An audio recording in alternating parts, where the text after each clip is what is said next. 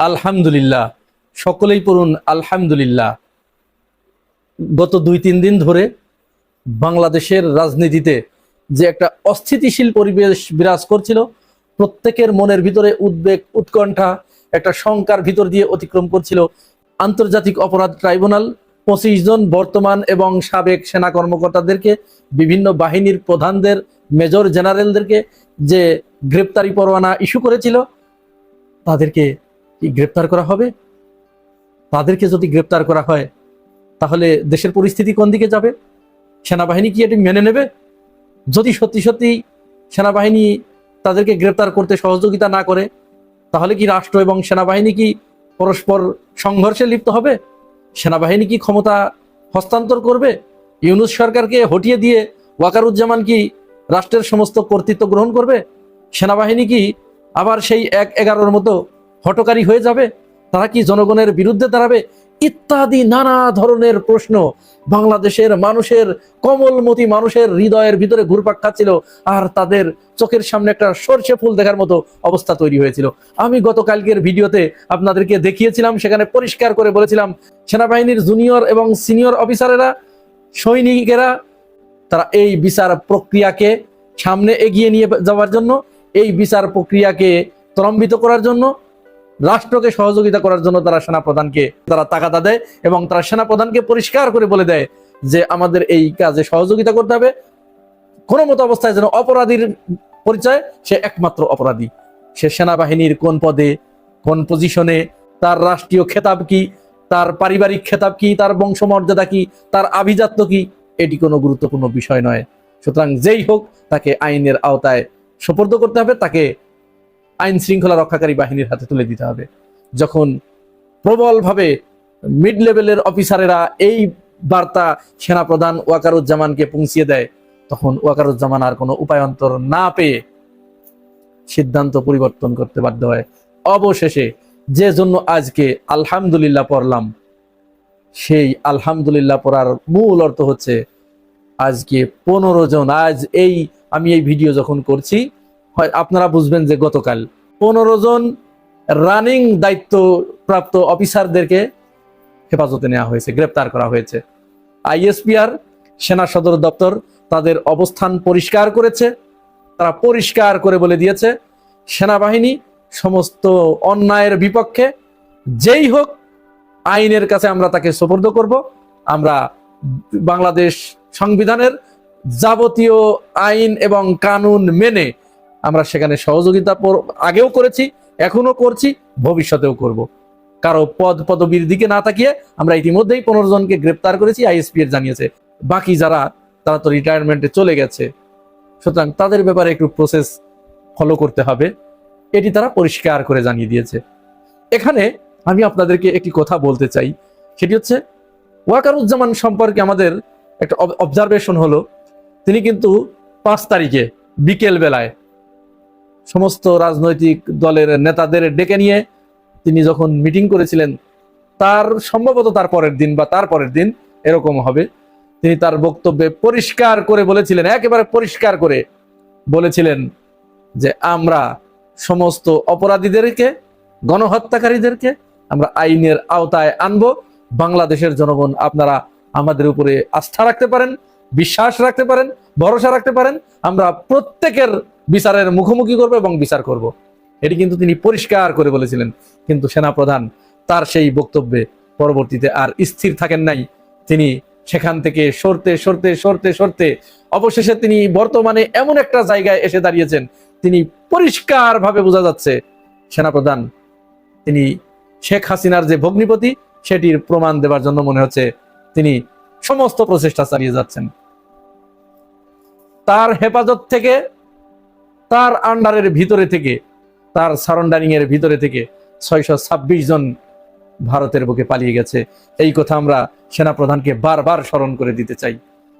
এটি বাংলাদেশের জনগণ এত সহজে ভুলে যাবে বলে মনে করার কোনো কারণ নেই।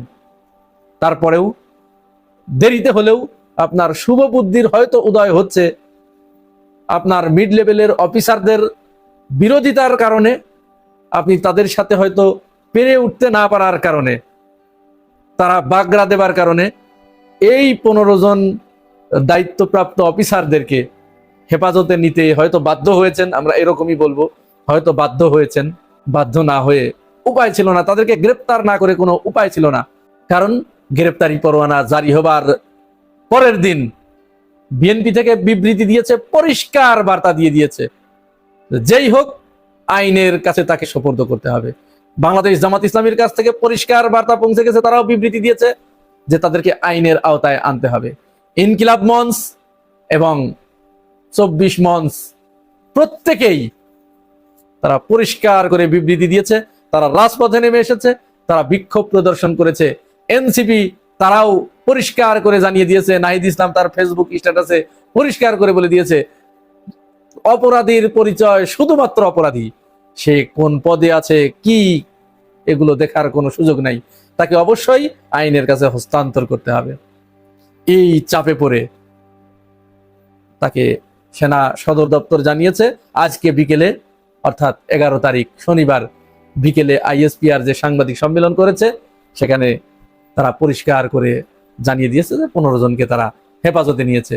সাংবাদিকদের এক প্রশ্ন ছিল যে ডিজিএফআই তো আপনাদের সীমানার ভিতরে, তাহলে আপনারা এই যে গুম, এখানে এরকম অপরাধ সংগঠিত হলো, জঘন্যতম অপরাধ সংগঠিত হলো, এটি আপনারা ব্যবস্থা আগে থেকে নিলেন না কেন?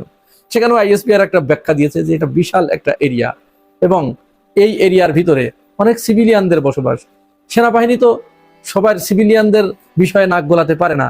যেমন সাবেক মাননীয় প্রধানমন্ত্রী বেগম খালেদা জিয়া এই ক্যান্টনমেন্টের ভিতরে সিভিলিয়ান এরিয়ায় ছিল, তার বিষয়ে তো আমরা নাক গলাই নেই। সুতরাং আমরা সেটি জানতাম না, তবে যখন জানতে পেরেছি তখন থেকেই আমরা সরকারকে বারবার বলেছি আমরা এটাকে সহযোগিতা করছি।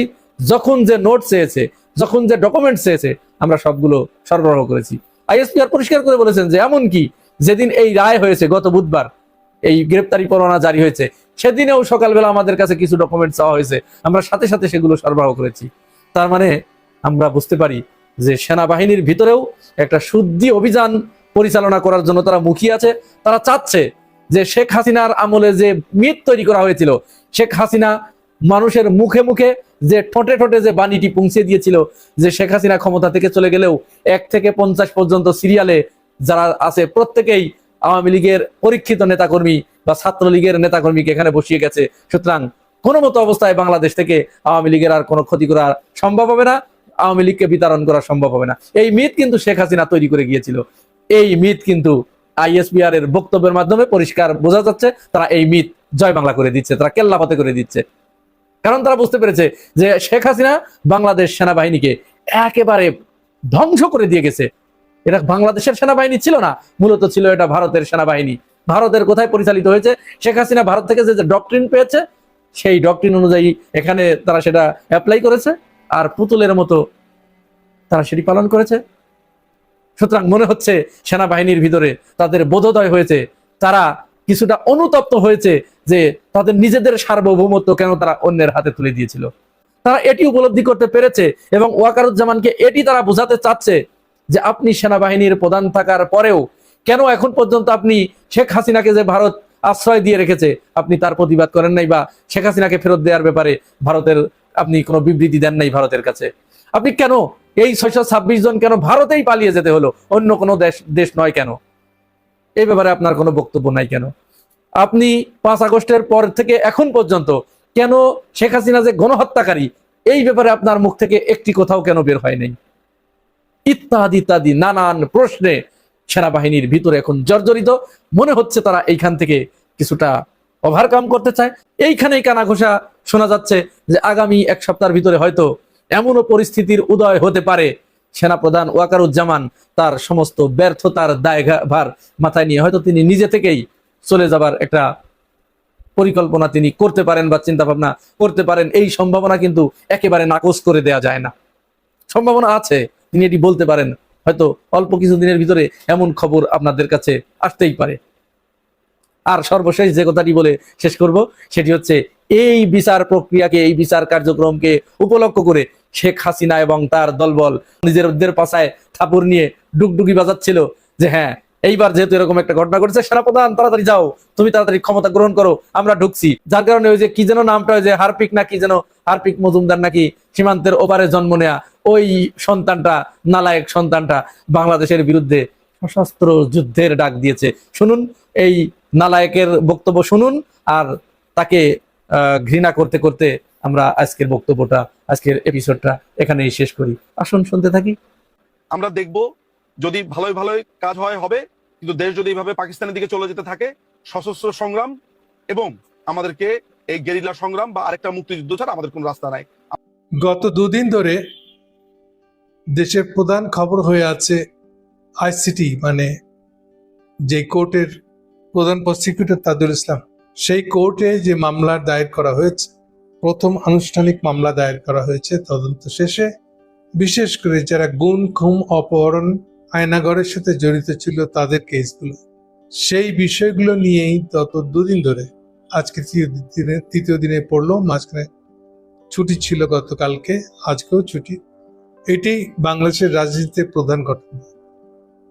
এই প্রধান ঘটনার ভিতরে পুরো বাংলাদেশ দেখতে চাচ্ছে যে সামরিক বাহিনীর লোকেরা, যাদেরকে এতদিন কিছু করা হয়নি, এতদিন যা কিছু করা হয়েছে সিভিলিয়ানদেরকে মূলত, এবং আরেকটা দিক বৈশিষ্ট্য ছিল যে যতগুলাকে ইউনূস সাহেবের সামনে এসে গেছে না ধরে পারে না, এমন ধরনের সিভিলিয়ান আর আর্মিরা, যারা পরবর্তীকালে ওই 2024 আগস্টের পরে 1-2 মাস পরে, নভেম্বরের 13 তারিখের পরে যাদের পদোন্নতি হয়েছিল, সেই পদোন্নতির থেকে কেন্দ্র করে পুরানদেরকে বরখাস্ত, পুরান অনেককে যারা সংশ্লিষ্ট এবং মার্কা মারা যাদেরকে বলি আমরা, এমনদেরকে ফোর্সফুলি বরখাস্ত করে দেওয়া হয়েছিল। সো এখন যাদের নামে আইসিটি কোর্টে মামলা দিয়েছে এবার তাজুল, তারা টোটাল 30 জন, তার মধ্যে সম্ভবত 23 জনই একদম সরাসরি এক্স বা উপস্থিত মিলিটারি পার্সন। এদের ভিতরে বোধহয় 4-5 জন এখনো সিটিং বাহিনীর মধ্যে আছে, বাকিরা রিটায়ার্ড ফোর্স অর নর্মাল, শুধু রিটায়ারমেন্ট। এই লোকগুলো আবার তার ফ্যামিলি সহই তারা সেনাবাহিনীর ভিতরেই আছে, ক্যান্টনমেন্টের ভিতরেই আছে, যারা এই তাজুলের মামলায় আসামি। প্রশ্ন উঠেছে এখন চারিদিক থেকে, যত দ্রুত সম্ভব এদেরকে গ্রেপ্তার করতে হবে। একটা ডেট বোধহয় দিয়েছে, সেখানে 20 তারিখ এই মাসের মধ্যে তাদেরকে গ্রেপ্তার করতে হবে। গ্রেপ্তারের পদ্ধতি হয় তারা সারেন্ডার করবে, অথবা তাদেরকে সেনাবাহিনীর উচিত হবে ওটা ক্যান্টনমেন্ট থানায়, ফলে ক্যান্টনমেন্ট থানার পুলিশ অ্যাসিস্ট্যান্ট কমিশনার সহ পুলিশ কর্তাদেরকে নিয়ে সরাসরি তাদের বাসায় গিয়ে তাদেরকে গ্রেপ্তার করে জাহাঙ্গীর গেটের বাইরে নিয়ে এসে পুলিশের কাছে হ্যান্ড ওভার করে দেবো। এটা যত তাড়াতাড়ি হবে ততই দেশের জন্য ভালো হবে, এবং একটা অভিযুক্ত আসামি যার নামে ওয়ারেন্ট হয়ে আছে তাকে গ্রেপ্তার করাটা অবিলম্বে করে ফেলা দরকার। কিন্তু আমরা লক্ষ্য করছি যে এর ভিতরে সবাই চেষ্টা করছে যে আচ্ছা ওটা আমার না, এটা ওর, এটা আমার দায়িত্ব না। এখনো পর্যন্ত ইউনূস সাহেব এই ব্যাপারে বোবা হয়ে আছেন, তার উপদেষ্টারাও তাদের নিজেদের কাজে ব্যস্ত। পলিটিক্যাল পার্টিগুলোর মধ্যে যদি 3 জনকে ধরি, কেবলমাত্র নাহিদ ইসলাম, এনসিপি নাহিদ ইসলামিক এই নিয়ে একটা বিবৃতি দিয়ে বলেছে যে যারা যারা এইভাবে অভিযুক্ত তাদেরকে আইনের আওতায় গ্রেপ্তার করা উচিত। বাকি কোনো দল এই নিয়ে কোনো মুখ খুলতেই রাজি হয় নাই। কি জানি বাবা কোথা থেকে কোথায় হাত দিয়ে ফেলে, তারা এই ভয়ে একটা কাজ করেছে।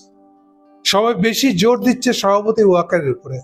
ওয়াকারও আসামি, এখনো তার নামে সুনির্দিষ্ট করে ওয়ারেন্ট বের হয় নাই, বের হবে। অলরেডি 3টা মামলা দায়ের করা হয়েছে, যার 2টা প্রথম দিনই বেশি করে এসছে, ফলে বেশি করে প্রচারিত। তৃতীয় একটা হয়েছে, আমার জানা মতে আরো 2টা মামলা পাইপলাইনে আছে, যেটা অচিরে সামনে আসবে।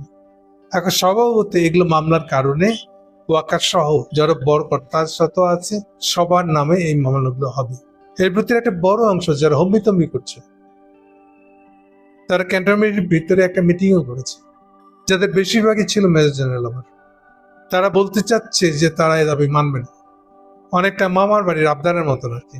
ওরা বুঝে না যে যে কোনো আদালত, হাইকোর্টের সমতুল্য আদালত যদি হয় তাহলে তারও মারাত্মক। আইসিটি কোর্টটা একটা হাইকোর্টের সমতুল্য আদালত, উচ্চ আদালত বলতে যেরকমটা বোঝায়। এই আদালতের কোনো নির্দেশ বাস্তবায়ন করতে ইউনূস সাহেব রাষ্ট্রপতি পর্যন্ত বাধ্য। তাদের উপরে যে গ্রেপ্তার, যা আদেশ জারি করবে জাজ, তা বাস্তবায়ন করতে বাধ্য এক্সিকিউটিভ বডির প্রত্যেকটা অংশ। সম্ভবত তারা সুবিধার চেষ্টা করতেছে কম ঝামেলাতে তাদেরকে গ্রেপ্তার করে সামনে হেফাজতে নিয়ে আসতে, কিন্তু যেটাই হোক মানুষ এর জন্য কিন্তু বিক্ষুব্ধ হবে। অলরেডি আজকের দিনের মধ্যে শুরু হয়ে গেছে, ফেসবুকে জিনিসটা নিয়ে একটা বড় তোলপাড় শুরু হয়েছে। আমার সাজেশন হবে যত দ্রুত সম্ভব এই জিনিসটার বাস্তবায়ন। ওয়াকারের কথা শুনে ওয়াকার এন্ড গঙ্গেরা যে চেষ্টা করছে তাদেরকে ইমিডিয়েটলি খামোশ করে ফেলতে হবে। আমার জানা মতো মিটিং থেকেই তারা কোনো কিছুই জমাতে পারে নাই, কাউকে তাদের পক্ষে আনতে পারে নাই, কারণ সবাই জানে প্রত্যেকের দৌড় কোথায়, শেষ কোথায়। ইতিমধ্যে 1-2 জন পালিয়ে যাওয়ার কথা উঠেছে, ফলে পরিস্থিতি আরো ঘোলাটে হয়ে উঠতেছে। ইভেন সেই পালিয়ে যাওয়াকে কেন্দ্র করে 2 জন উপদেষ্টা তাদেরকে সহায়তা করেছে এবং এমন অভিযোগে উঠেছে। সত্য মিথ্যা প্রকাশ করতে হবে, স্পষ্ট হতে হবে। আমার একটা সুনির্দিষ্ট সাজেশন আছে স্বরাষ্ট্র মন্ত্রণালয়ের উপরে, তারা ইমিডিয়েটলি যত ধরনের চেকপোস্ট আছে, নর্মাল চেকপোস্ট আমাদের রাস্তাগুলো, ন্যাশনাল হাইওয়েতে যতগুলো চেকপোস্ট আছে, ইভেন ঢাকা শহরেও, প্রত্যেকটা চেকপোস্টে সরকারি বেসরকারি নির্বিশেষে যে কোনো যানবাহনকে চেক করা, এই চেক করাটা খুবই জরুরি। কারণ এখন তারা মরিয়া হয়ে পালানোর চেষ্টা করবে। প্রথমে হুমকি দিয়েছে এটা করব সেটা করব, যখন বুঝে গেছে এগুলো তাদের হুমকিতে কোনো কাজ হবে না, তারা অ্যারেস্ট হবেই, তখন তারা পালানোর চেষ্টা করবে, মানে চার্জার মতন পালিয়ে যাওয়ার চেষ্টা করবে। এই জিনিসটা রোধ করতেই হবে আমাদেরকে, এবং সে কাজে স্বরাষ্ট্র মন্ত্রণালয়ের একটা বিরাট ভূমিকা আছে। তাদের উচিত হবে এটা তাদের কাজ মনে করে, তাদের কাজ মনে করারও কিছু নেই, এটা তো তাদেরই কাজ। তারা যেন সমস্ত যতগুলো যানবাহন চেক করার ব্যবস্থা আছে যেসব জায়গায়, অত্যন্ত কঠোরভাবে তাদেরকে যানবাহন চেক করতে হবে। সরকারি গাড়ি হলে তাকে থামাতে হবে, চেক করতে হবে একইভাবে। আমি জানি পুরানো অভ্যাস মতে সরকারি গাড়ি বললে বা কোনো স্টিকার দেখলে তাদেরকে ছেড়ে দেয়, স্যারেরা বিরক্ত হবে। এইসব কথা শোনার সময় এখন নাই। সেই সব গাড়িও, বিশেষ করে সেসব গাড়ি আপনাকে চেক করতে হবে।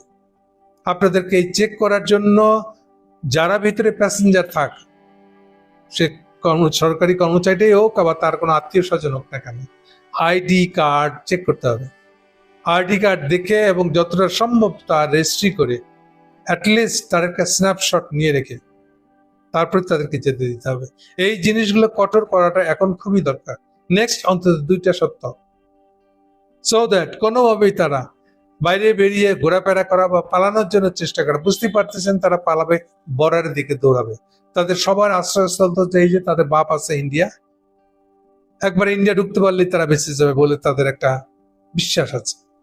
ফলে এই বিশ্বাস ভেঙে চুরে তছনছ করে দিতে হবে, আর যত দ্রুত সম্ভব তাদেরকে গ্রেপ্তার করতে হবে, একদম ফিজিক্যালি পুলিশের হাতে, পুলিশের কাস্টডিতে আমরা তাদেরকে দেখতে চাই।